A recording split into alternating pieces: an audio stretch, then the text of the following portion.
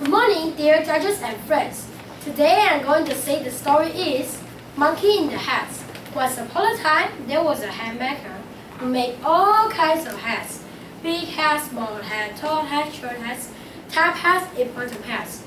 It was market day and the hat maker wanted to sell his hats there. So he put his hats into the basket, one hat on his head, and lifted the basket of hats onto his shoulder. Then he set off to market through the forest. He walked and he sang a song.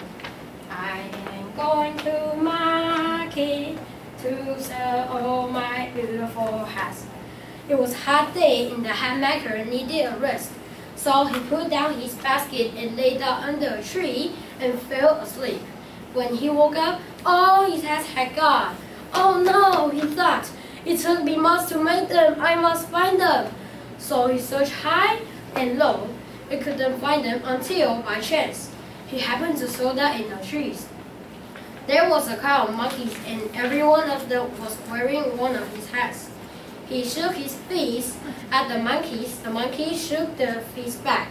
He wagged a finger at the monkeys wagged their fingers back.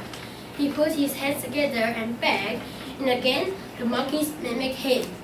This went on for some time until finally, in frustration, the hat maker threw his hats down onto the ground. Up in the trees, the monkeys copied, and all the hats came tumbling down.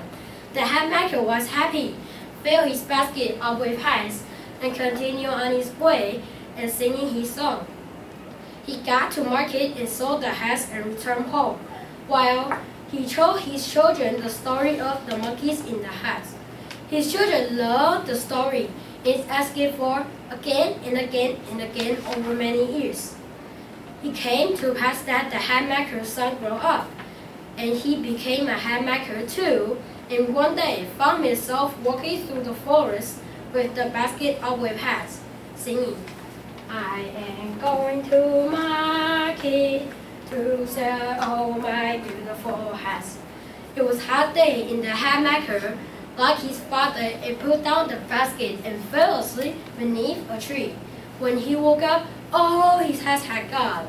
But the young hat maker wasn't worried. He looked up in the trees. Sure enough, saw a crowd of monkeys are wearing his hats. Hello, monkeys, he called. I have heard the story. I know what to do. He waved at the monkeys waved back. He put in his thumb. They gestured back. Slowly and confidently, the young hat maker took off his hat and threw it to the ground.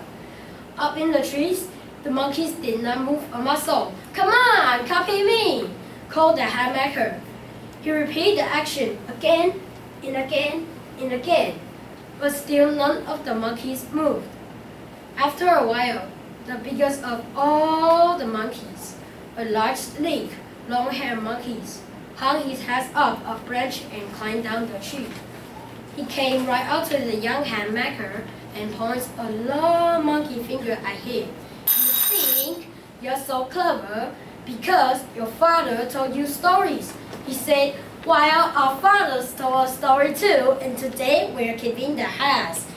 That's why it's very important to listen to stories, and you will never know what you might learn. It might come in handy. Thank you, everyone.